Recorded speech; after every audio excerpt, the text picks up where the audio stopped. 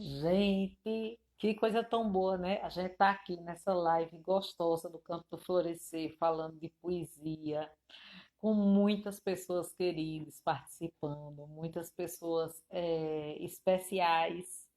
E a gente hoje está com Jaqueline Torres, a gente encerrou agora essa hora de live e está voltando para que ela recite uma poesia e para que ela encerre essa conversa que a gente estava tendo sobre os projetos que estão surgindo, né? Projetos internacionais, fiquei toda boba agora. E, e enfim, né? Fazer os agradecimentos e agradecer também a todos vocês. Estou no aguardo aqui das pessoas que voltam para a gente fazer esse movimento.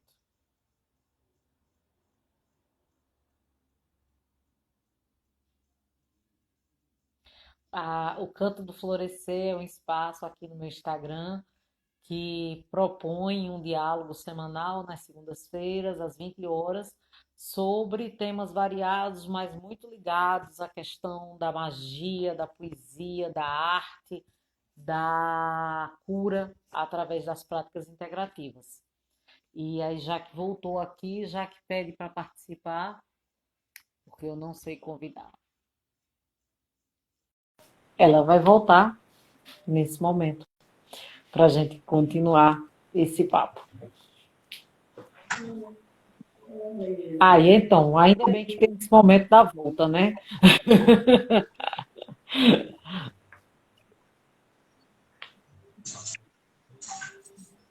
Tu me escuta, Jaque? Estou ouvindo, diga.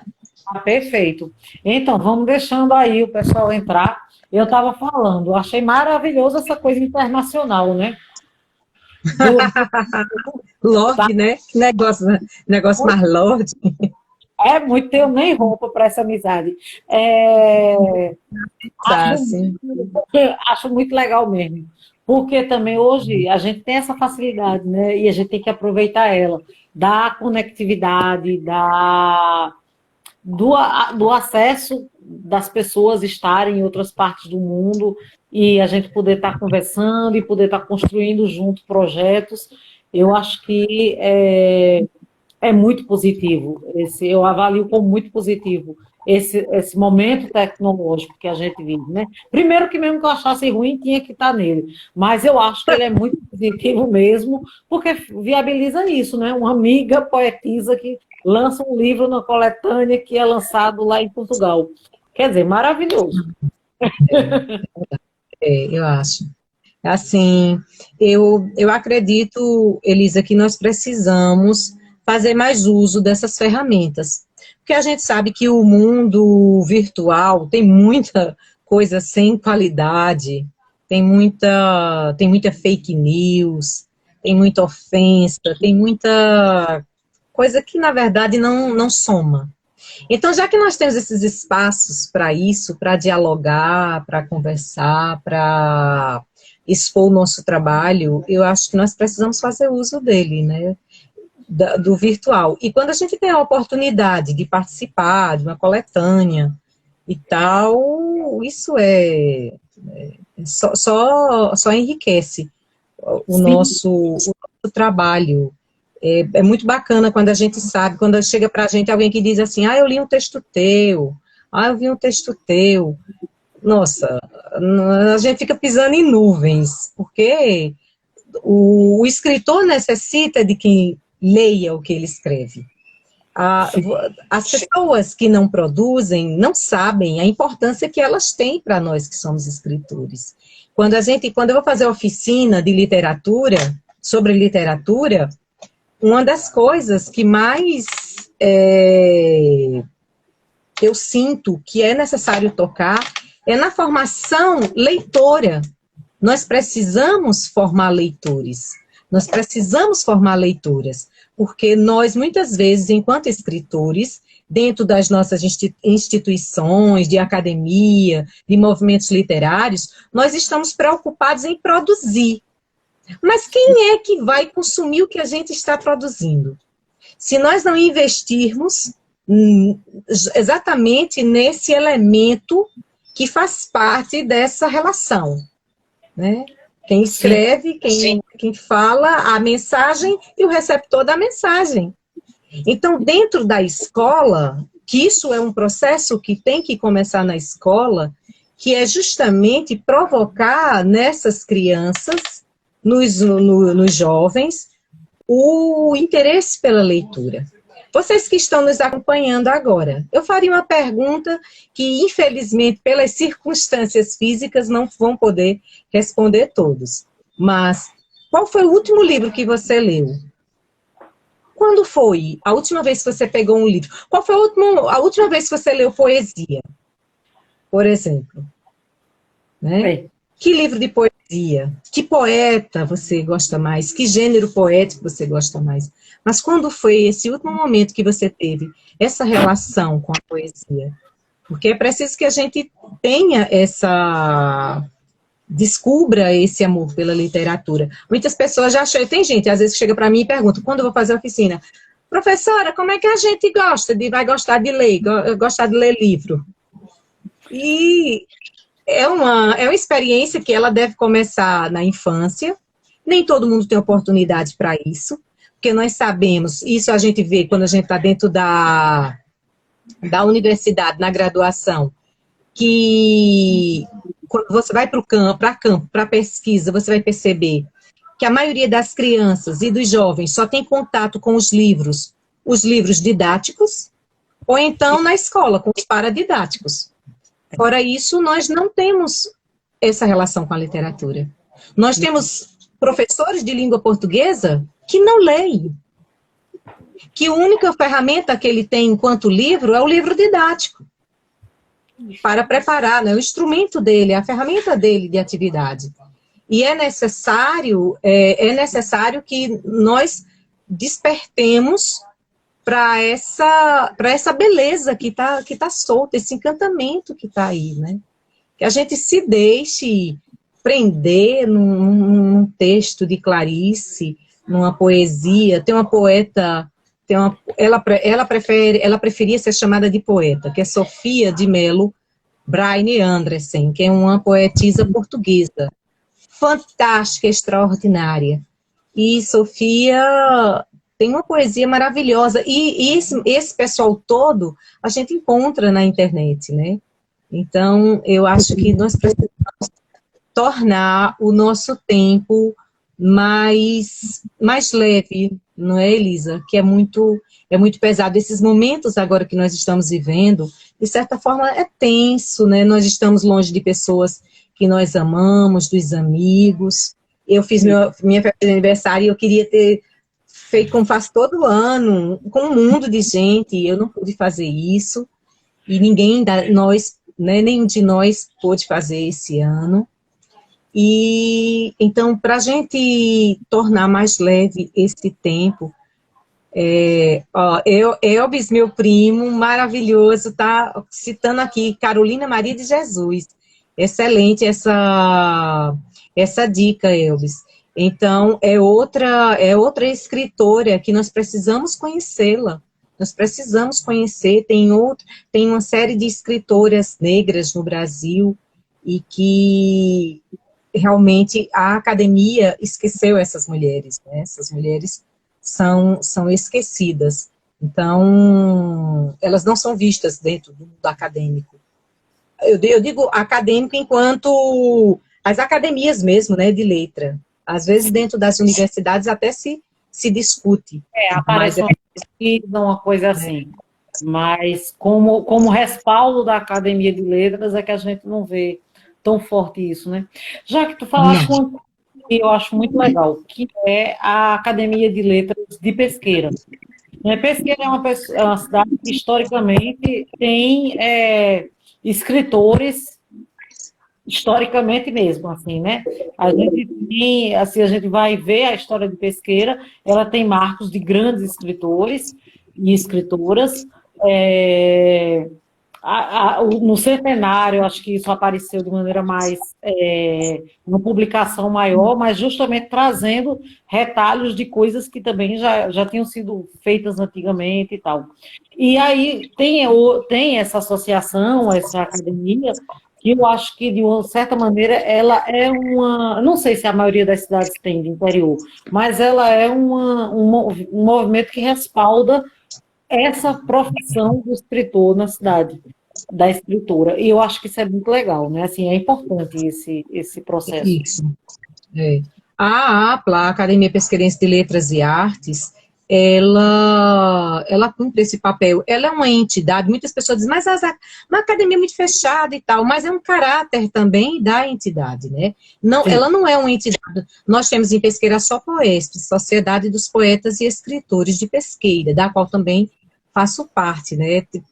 Passei o ano de 2019, 2018, eu estou muito falha e nós estamos esperando passar por tudo isso para retornar. Mas são instituições literárias que agregam o pessoal que está produzindo literatura, mas que elas possuem um caráter distinto. Então, o caráter da academia da APLA, ele tem que ser preservado porque realmente é o perfil da entidade. Mas a nossa entidade é uma das entidades mais estruturadas e organizadas que nós temos no interior, no estado de Pernambuco, né? Claro que nós temos a Academia Pernambucana de Letras, a APL, que aí ela realmente é a grande referência.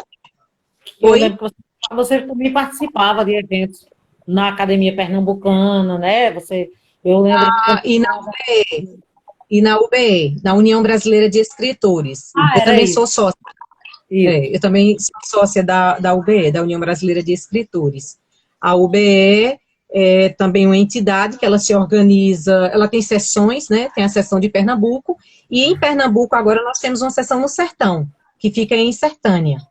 Então, ela agora, nós temos a UBE, a União Brasileira de Escritores, na capital, mas nós temos um desmembramento dela para o Sertão, porque são muitas pessoas produzindo, em todo o estado de Pernambuco tem muita gente escrevendo, e o Sertão, isso é muito, muito intenso, Sertânia, o meu amigo, amigo nosso, José Sandro, que é um dos idealizadores do Ecos do Nordeste, ele está ligado à UBE em Sertânia.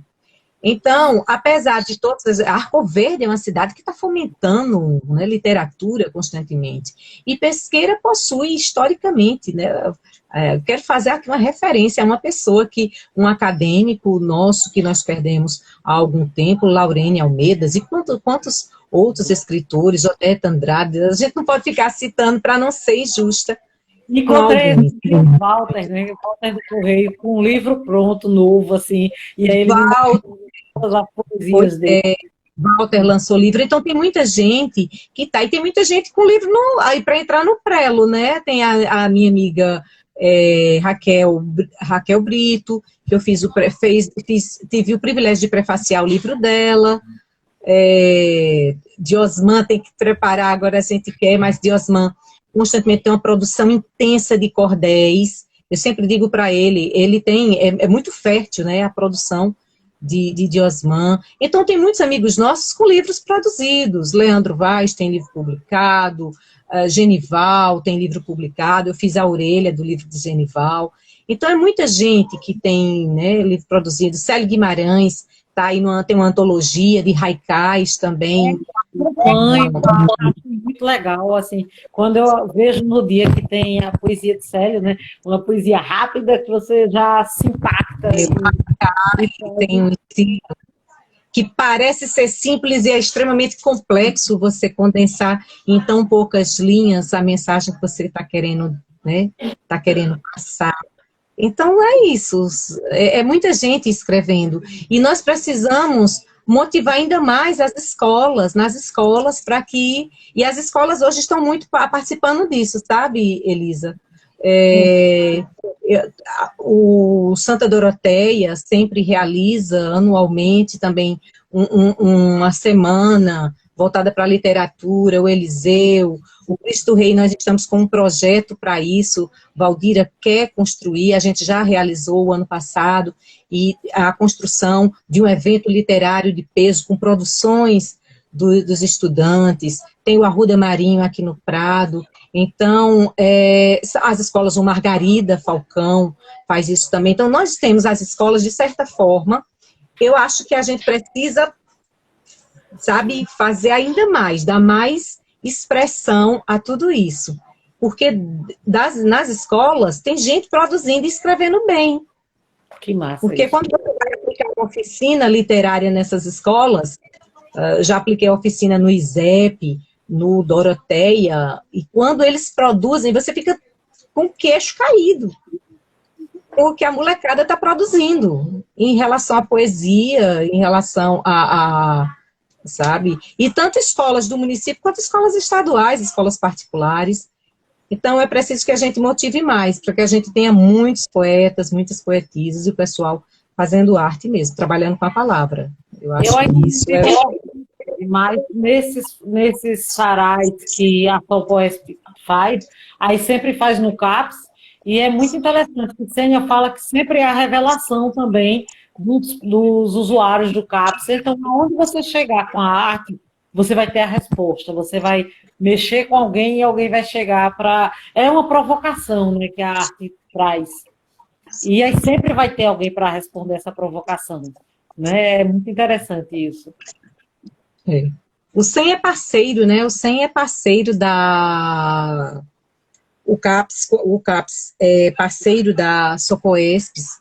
Já foram vários recitais poéticos realizados lá. Sim. E a proposta é essa, é da gente sair fazendo poesia aí, fazer poesia nas praças, eu quero referendar aqui o projeto que, né, de Osmar Avelino foi quem pensou, né, é o idealizador do Arrasta Cultura, que é hoje o grande evento que nós temos em Pesqueira, que congrega poetas, que traz poetas das cidades circunvizinhas, de outros estados para Pesqueira, né? Nós, infelizmente, esse...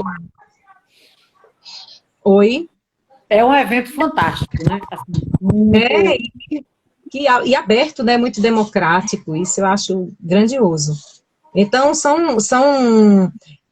isso são elementos que são importantíssimos justamente para a manutenção dessa identidade literária e que isso preserva a nossa identidade enquanto homens e mulheres históricos.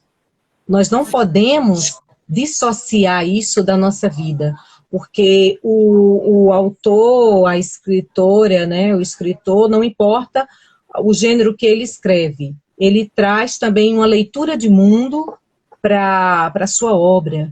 Então, é um registro histórico importantíssimo. Isso precisa ser valorizado, e isso também precisa ser valorizado pelos poderes públicos. Por isso que a gente, às vezes, precisa discutir também políticas públicas que viabilizem, né, tudo isso.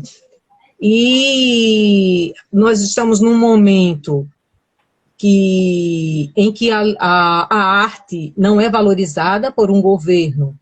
Eu não posso deixar de tocar, né, um governo de cunho fascista mesmo, de postura fascista, e que o seu gato vai voar. Mas Então, tudo bem. aguarda um instante, porque vai haver um fight com as duas agora. Deixa eu tirar elas do caminho, peraí. É que elas vão se matar agora.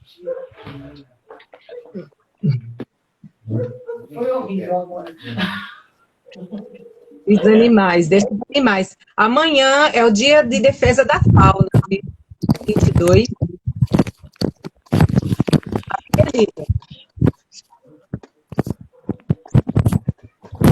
Elas iam se matar ao vivo. 22, elas são outras. 22 de setembro é dia de defesa da fauna.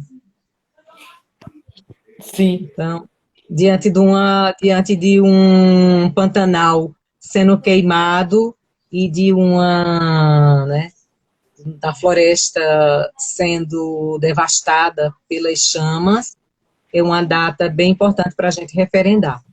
Então, é isso. Então, nós precisamos de políticas públicas, de projetos que possam garantir a quem está escrevendo, a quem está produzindo, ter como fazê-lo, e ter também a distribuição, né? Que o grande Sim, problema de você escrever, eu achava antes que era você fazer o livro. Eu achava que pô, escrever o livro deve ser a coisa mais complicada. Não é complicado. O complicado é você arcar com o custo de edição, de editoração e depois a distribuição. Que a distribuição é a venda, né?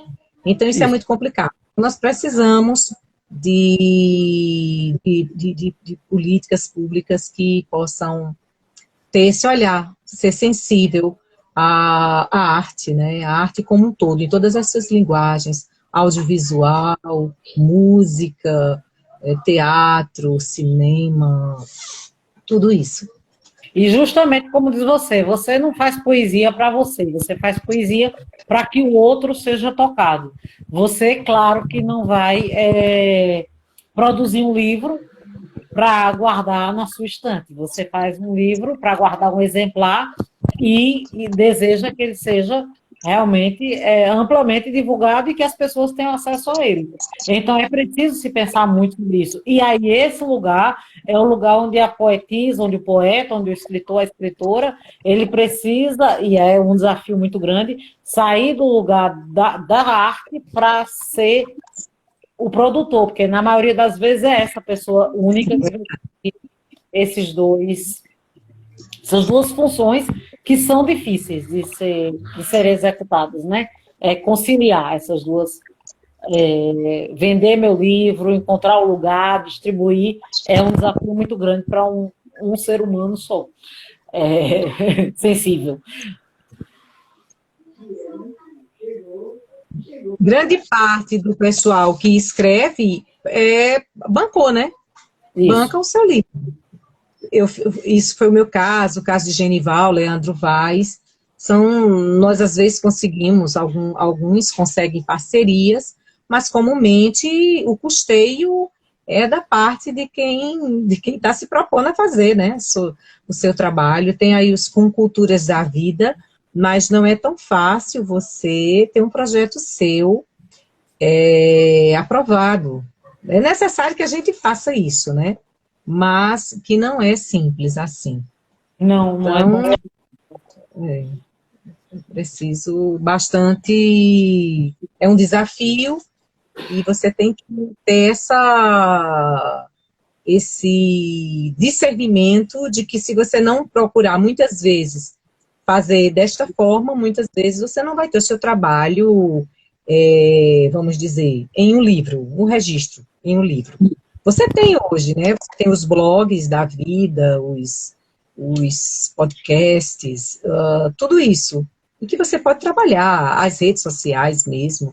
Tem o Instagram só para poesia, eu tenho uma fanpage, eu tenho blog. Então, é que às vezes tem outros elementos que vão fazer com que aquilo tenha impulso e tudo, você acaba muitas vezes não alçando mão dessas coisas. Mas você quer sempre um livro, né? Eu ia entrar agora no e-book, mas eu me atrapalhei com outras coisas e acabei perdendo a data de inscrição de projetos para um e-book. Eu sou meio das antigas, eu já nasci velha, né? Eu acho que quando eu nasci, eu já tinha perto dos 80 anos, então eu não sou uma pessoa, eu sou bem antiga. Sim. E eu sou apaixonada por papel, por livro, eu gosto do cheiro do livro novo e do livro velho. Eu sou ainda ligada nisso, né, do livro, de folhear, de marcar, de dormir com ele, colocar debaixo do travesseiro. Faço leituras virtuais, mas realmente não aprecio. Não me agrado, não. Às vezes você está com um material muito bom, não tem outra forma, e aí você faz uso dessa ferramenta. Mas isso eu estou falando enquanto a minha humilde pessoa, minha singela pessoa. Mas hoje, grande parte da juventude, da galera mais nova, essa turma toda, né, o pessoal consome de forma... Por isso que é tão importante os microcontos, porque você entra ali instantaneamente, eles são breves, rapidamente você você lê vários microcontos, minicontos, nanocontos, e você tem essa facilidade. Então, é preciso que a gente veja também esse público. Os públicos são muito diferentes, então você pode chegar a todos eles dessa, né, através dessas várias ferramentas, né, através dessas várias ferramentas. Ô, Jaque, e como agora, e como a gente sabe que a nossa, acho que o nosso pensamento mesmo, né? Ele tem muito essa coisa de volta lá, então você vê hoje o vinil, né? Volta o vinil, né? Volta o vinil, volta. Então, com certeza, essa necessidade do livro, ela volta, sabe assim. Essa mesma juventude que hoje realmente tem uma facilidade muito grande, que eu acho que não consegue imaginar, Ossá, comprar um livro físico, um livro material, mas com certeza essa mesma juventude daqui a 20 anos, né, atrás, né, do cheirinho do livro velho, do cheirinho do livro novo, porque a gente humano tem essa necessidade de ir no passado, né, e trazer. Então, eu acho que tem que acreditar mesmo, e tem que publicar, e tem que fazer. Porque, além de ter um público ainda que é fiel e que lê abrindo a página e marcando com o marcador, esse outro público também vai vir buscar, sabe assim, eu tenho certeza disso. É da nossa natureza, né, humana. Eu Essa, acho que as bibliotecas, elas jamais elas serão fechadas. Meu primo está dizendo aí, né, que a gente faz parte do mesmo time, quanto a essa questão do livro físico. E também é sou. verdade. A questão do vinil é isso, né? Hoje, para você ter um aparelho de vinil em casa, você vai pagar os olhos da cara. Se tornou uma coisa refinada. Hoje, e eu lembro sempre da sua coleção, né? Que você tinha uma coleção de vinil maravilhosa. Eu dividi. E Eu dividi com a Naide, aí ela herdou Raul Seixas praticamente todo, mas ela humildemente me dividiu também, assim, a gente fez uns racha. E tá aqui, aí eu ganhei uma radiola no meu aniversário, mas é muito bom escutar o chiadinho, um arranhãozinho, o Gal Costa cantando com aquela coisa. Ah, é maravilhoso. a Vamos qualidade fazer. é maior do que e a qualidade é melhor do que os CDs, Elisa. Sim, Veja, eu tenho CDs que eu guardo todos eles. Eu sou muito cuidadosa, eu tenho muito ciúme de livro e de minhas coisas, meu livro, meu violão, os CDs. E tem CD que está lá na caixa, que eu mal usava, quando eu vou colocar lá, está com problema, está arranhado. Então, essas mídias, elas acabam, de certa forma, tendo uma limitação. A questão do livro físico, ele é muito importante. Hoje nós precisamos verificar a importância do ensino à distância, né? O ensino à distância, que ele vai se dar, ele tem algumas das coisas que são positivas, dos pontos positivos, é também em relação ao material didático, né, o material pedagógico que você vai ter ele para trabalhar, material de pesquisa, está todo virtual, então você recebe uma leva de material muito bom e está tudo ali, nos arquivos de PDF da vida. Quando eu digo a você, há necessidades e você não pode, uma coisa não vai subtrair a outra, pelo menos eu penso assim, né? O livro virtual, ele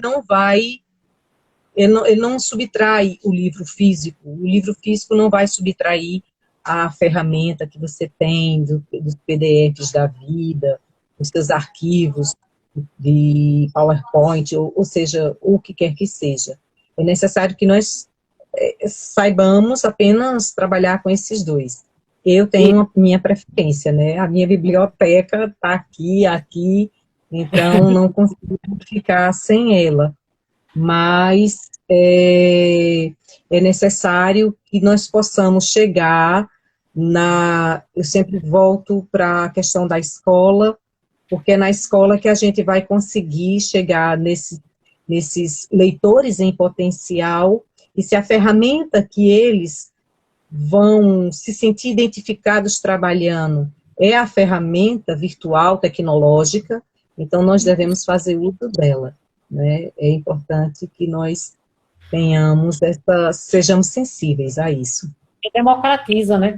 E aí você falando anteriormente dessa questão desse momento político que a gente está passando infeliz, E aí, com certeza, né, a gente precisa se antenar, a gente precisa buscar, nessa busca de novas propostas para tirar a gente desse momento infeliz, propostas justamente muito mais ligadas a projetos que tenham essa consistência, né, a uma educação que vá democratizar a leitura, que vá buscar isso. A gente precisa de propostas políticas, tanto no executivo quanto no legislativo, mas talvez no legislativo mais ainda, que incentive o escritor, a escritora a estar publicando. Quer dizer, a gente precisa fomentar isso, e eu acho que o caminho político é o caminho.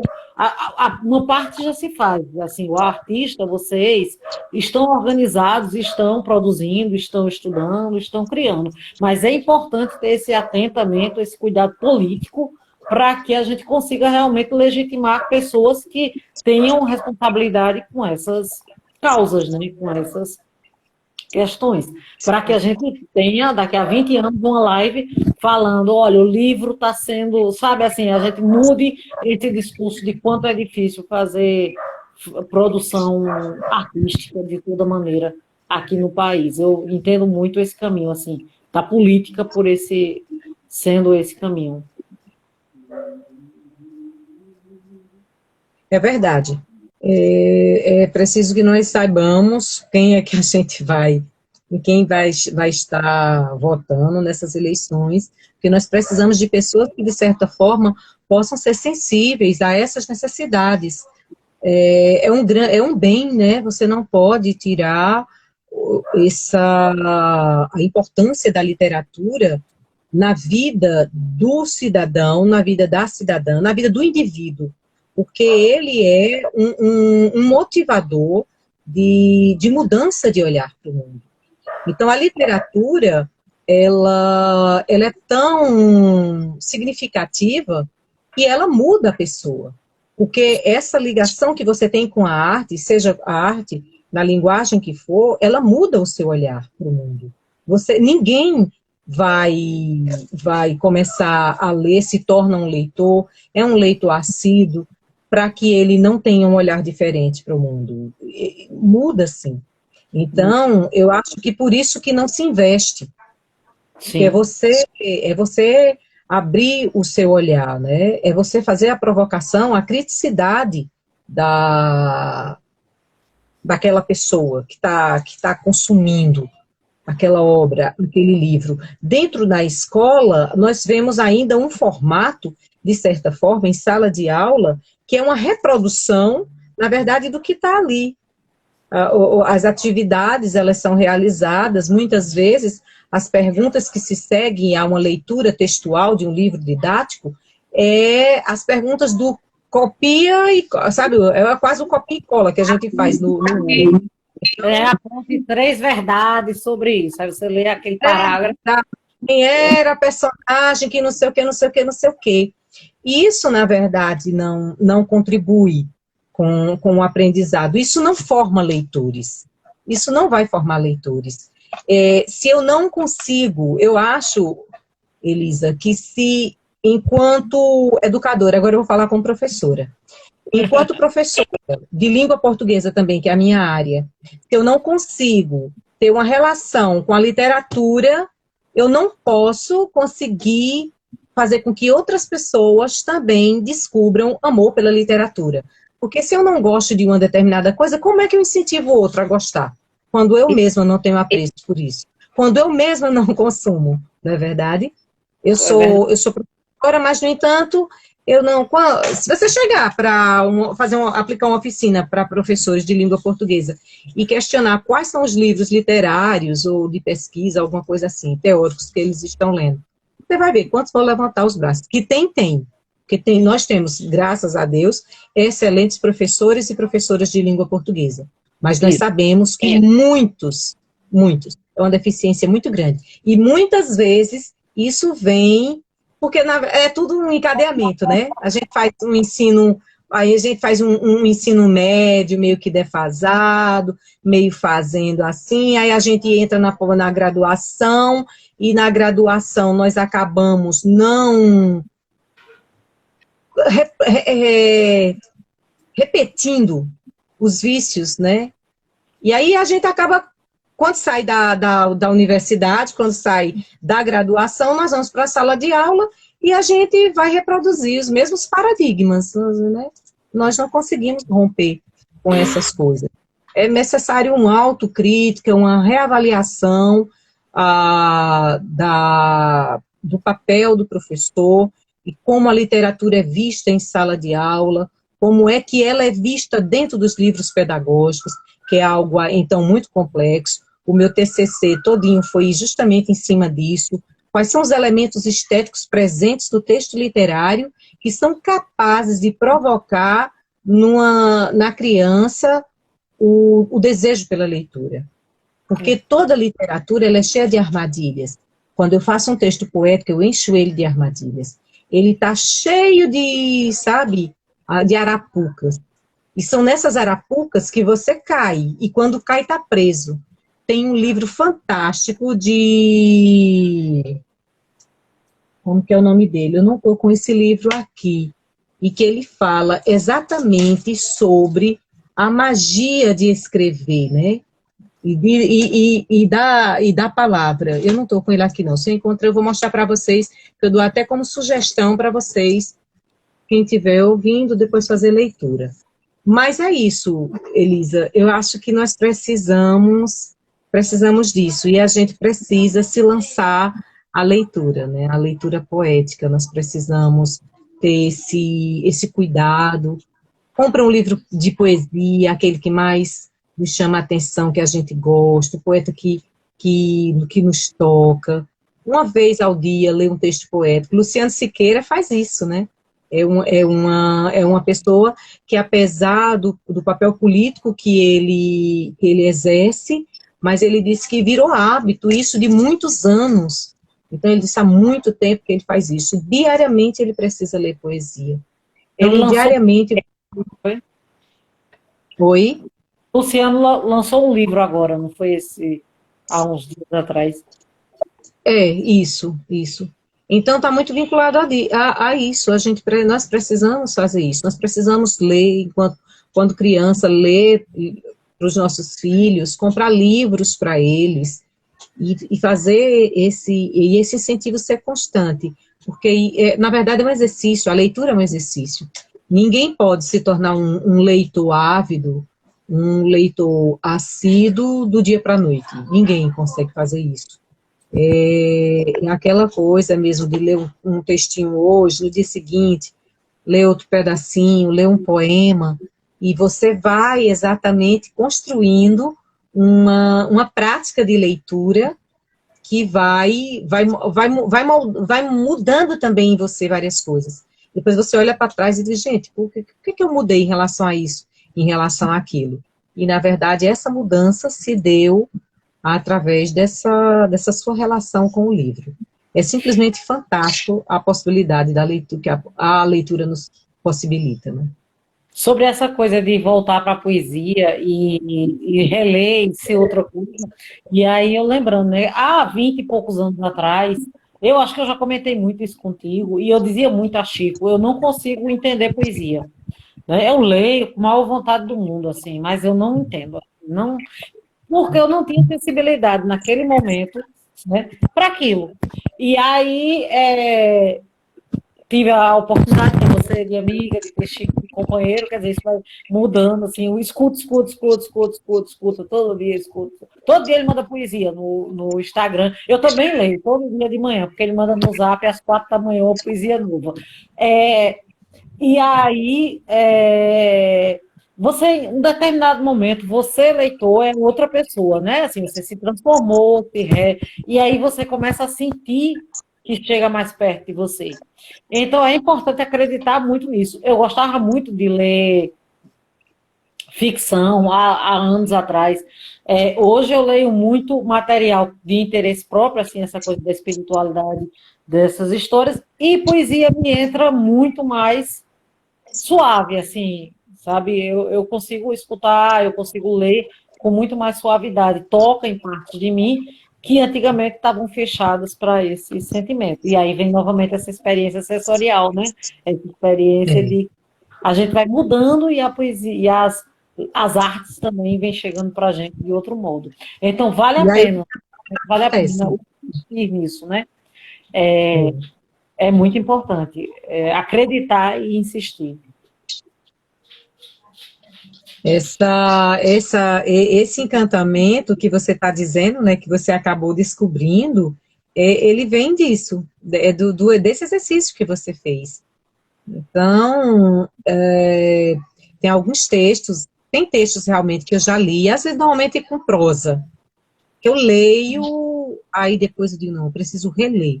É prosa enquanto crônica ou romance, e tem um determinado momento que aquilo dali parece que você não penetra, né? Não entra em você. Aí depois você retoma em um outro momento e faz aquela leitura e aquilo tudo ali está te dizendo uma outra coisa. E essa provocação, ela é muito necessária.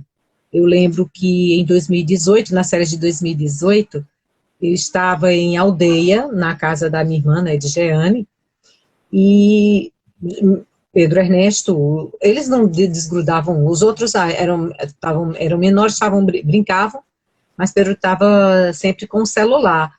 E aí eu resolvi entregar para Pedro um livro de João de Barros, que eu acho que estava com ele, eu não estou encontrando nenhum dos meus livros, eles devem estar guardados na estante. E esse livro de João de Barros, assim, lê, João, Pedro, pega esse livro aqui e vai ler esse livro de João de Barros. E ele começou a ler o livro e aí ele não conseguiu mais parar com o livro de João de Barros. Ele caiu vertiginosamente dentro do livro. Mamãe, o que é isso? O que é isso? E aí ele começou, ele andava por dentro da casa repetindo o texto que ele estava lendo. E ele ficou fascinado com João de Barros, né? João de Barros, ele lhe fascina. Quando ele denomina que chão é um sapo que pula, né? Sapo é Sim. um chão que pula.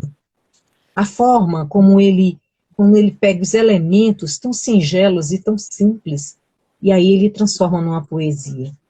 E isso eu tive que provocar, né? Tive que dar uma alfinetada para ver se ele fazia e se ele se entregava a essa relação com o livro. E aí achou fascinante. Então, nós precisamos disso. Eu acho que a poesia, ela também faz com que a gente dê uma guinada para a infância, mesmo a gente não se infantilizando com ela, mas ela permite um alheamento. Como ela permite esse alheamento, esse se desprender, né? Você tem que soltar algumas amarras para você entender o que está naquele verso. Então, isso tem muito a ver com essa liberdade, que ela é muito de um tempo nosso, um tempo de infância, em que nós não temos tantas amarras.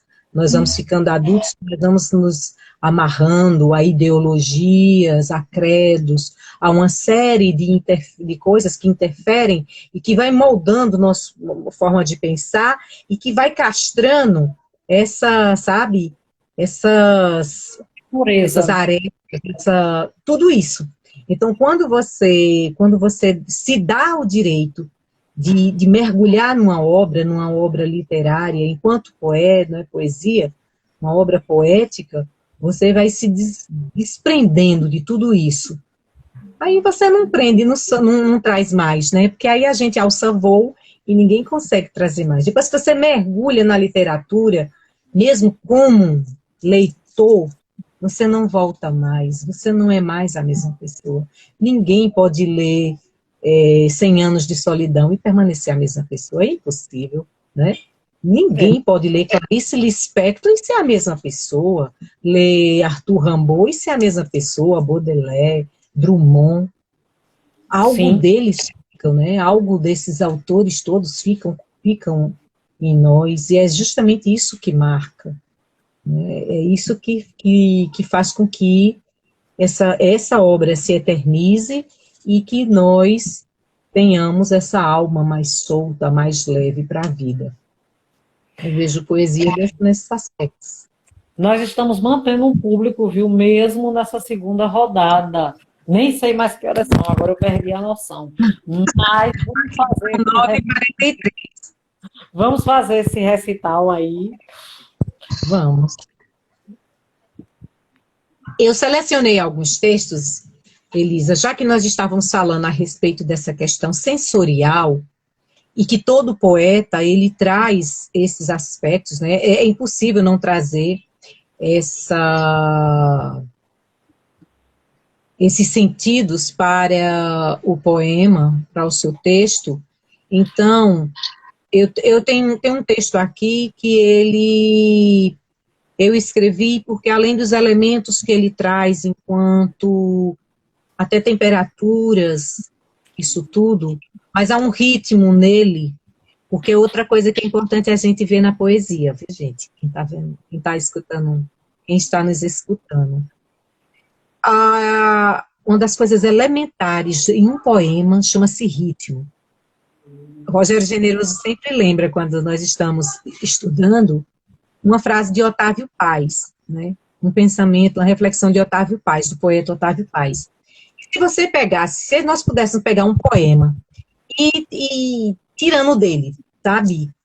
Assim, coisa por coisa dele. Vamos arrancar aqui isso, a tampa, a única coisa que sobraria de um poema, depois dele ser triturado, seria o ritmo. Ritmo é tudo. Se uma poesia não tiver ritmo, que é o que faz dela tem um aspecto de canção, ela não tem, ela não chega, ela soa desagradável ao ouvido. Você lá no início da nossa fala, no primeiro momento, você falava em relação às antigas formas de se fazer poesia, né? E a poesia, ela precisa desse ritmo, porque a origem dela se dá exatamente através de um formato que era praticamente cantado, né? E daí de odes e tudo.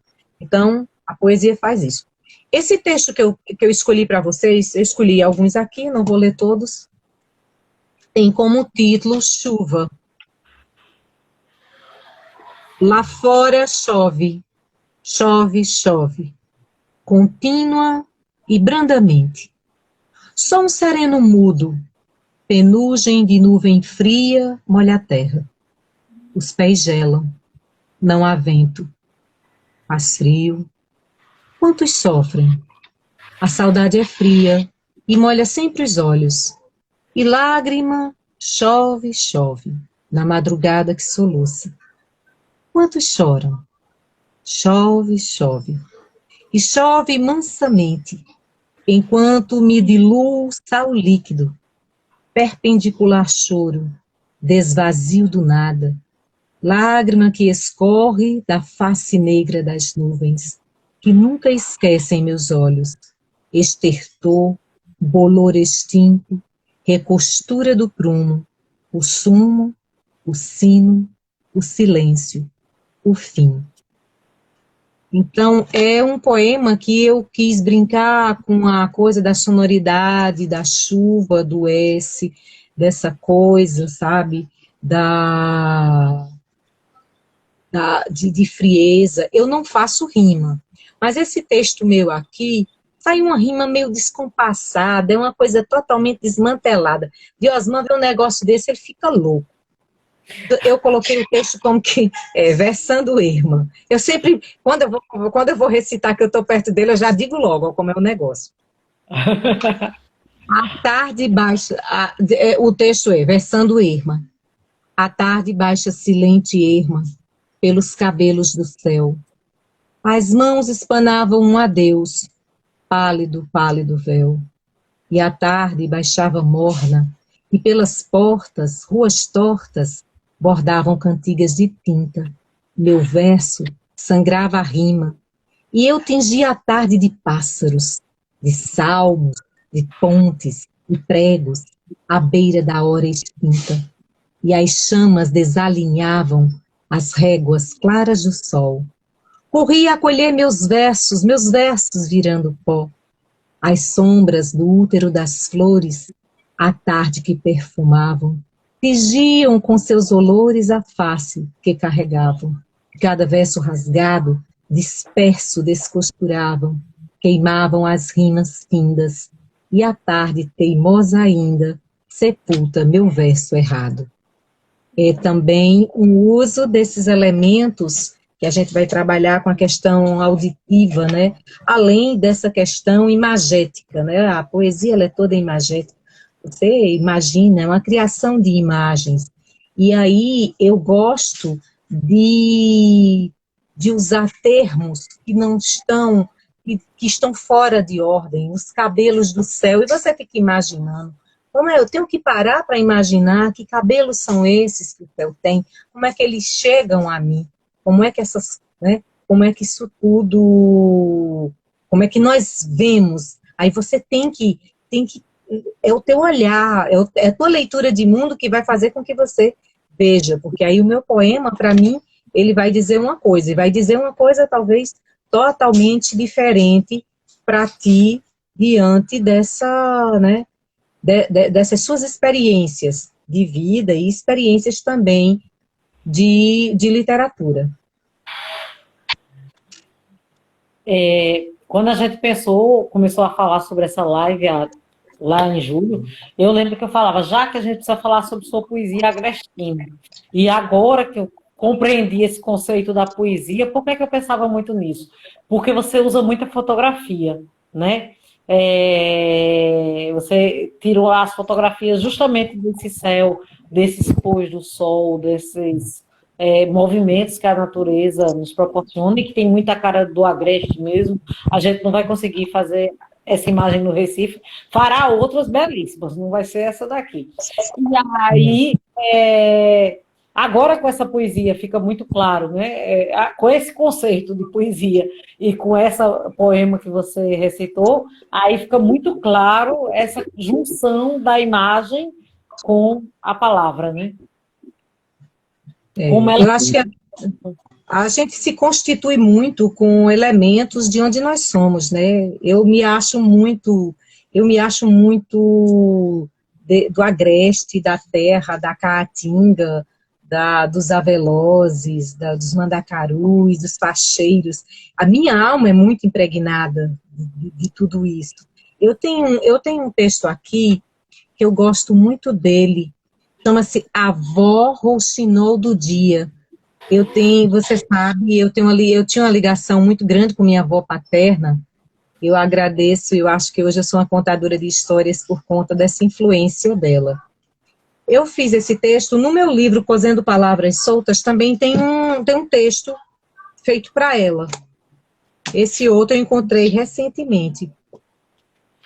Diz assim: Avó Rouxinol do Dia, minha avó capim que balouça à beira da estrada, me acenando risonha, e na linha do aceno minhas saudades estendem-se, e tem aroma de terra molhada nesta tarde macilenta, em que minha avó derrama chuva para dizer de nossas lágrimas, minhas e dela, e verde como toda a esperança do ilusório assento, e me acena serena, nos meus cabelos pendem maduros à sombra dos meus dedos, tão de atrás nos afagos, no verde explodindo amarga falta, cansaço pelo coração tão pequeno, e só o capim ouço assobiar nuvens, nuvens desenharem teu rosto, e consolo a chaga cristalizada